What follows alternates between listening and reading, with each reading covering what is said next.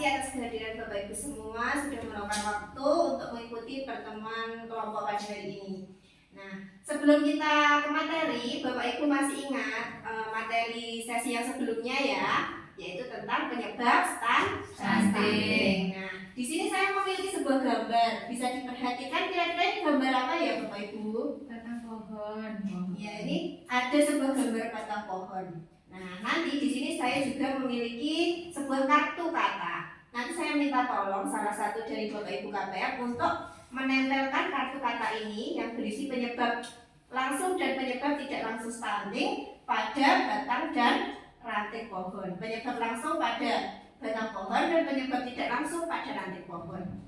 Baiklah, siapa yang kiranya mau membantu saya untuk menempelkan kartu kata? Saya. Iya, silakan Ibu maju ke depan.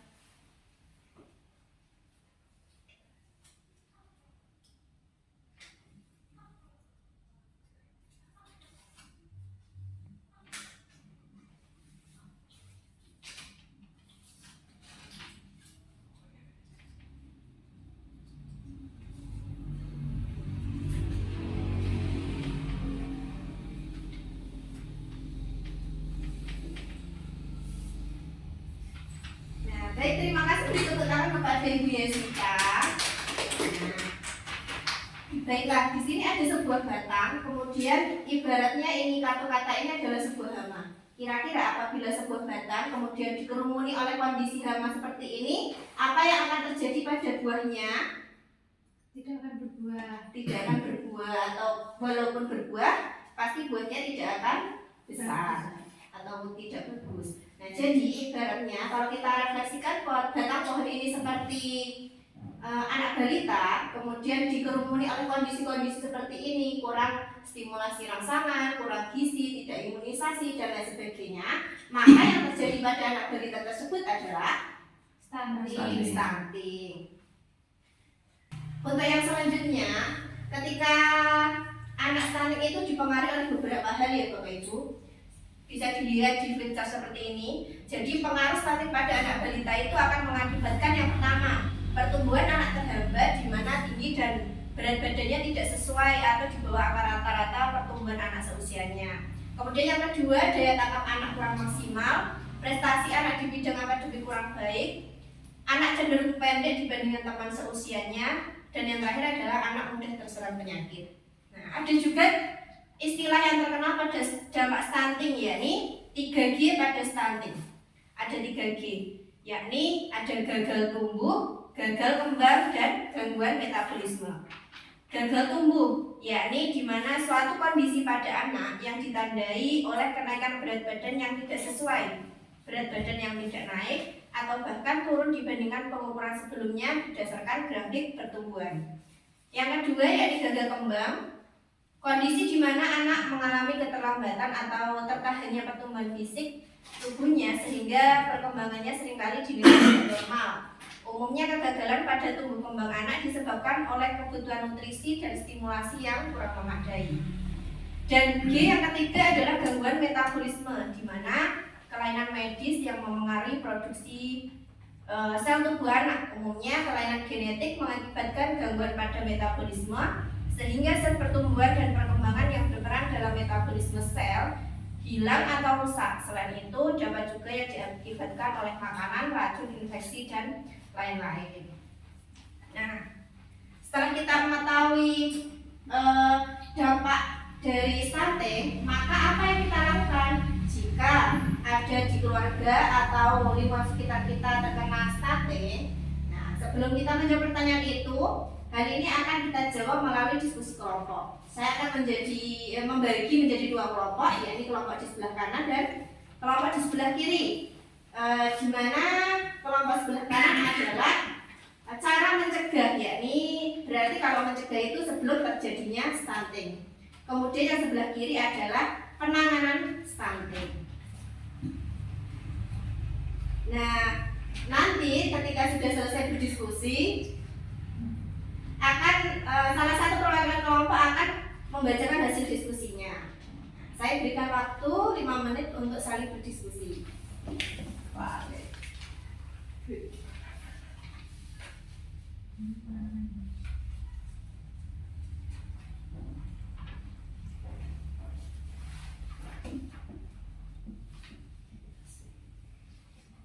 Bisa diperlihatkan jawabannya ya Bapak Ibu?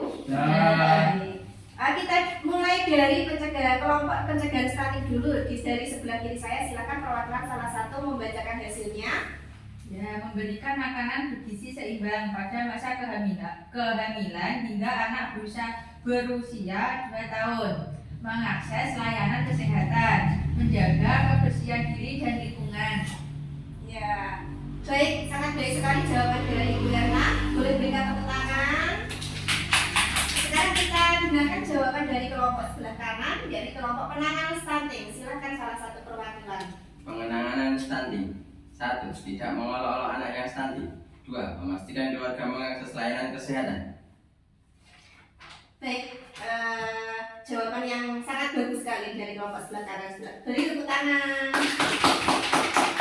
Demikian kita sudah mengetahui bersama bagaimana cara mencegah dan menangani stunting. Nah, selain itu kita juga perlu dukungan untuk pencegahan dan penanganan pada anak stunting. Nah, yang pertama tentunya kita harus memperhatikan gizi anak dalam 1000 hari pertama kehidupan atau 1000 hari HPK.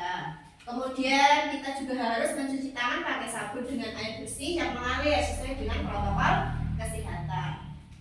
Juga yang ketiga yakni membuang air besar di jaman sehat, melindungi anak dari penyakit berbahaya dengan imunisasi lengkap dan tepat waktu.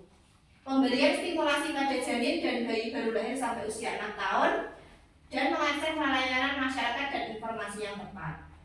Nah, stunting itu sangat dekat dengan kita ya Bapak Ibu, sehingga siapapun kita harus berusaha untuk mencegah dan menangani stunting demi generasi yang lebih baik. Nah, setelah Bapak Ibu semuanya mengetahui dampak serta bagaimana mencegah dan menangani stunting, maka apa kira-kira rencana Bapak Ibu yang bisa Bapak Ibu lakukan di rumah untuk mencegah dan menangani stunting?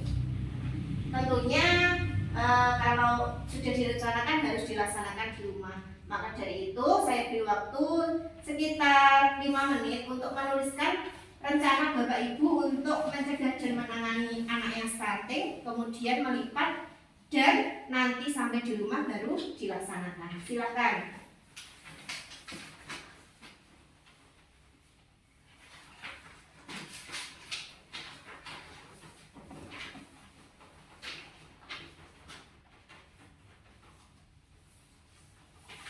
Sudah selesai?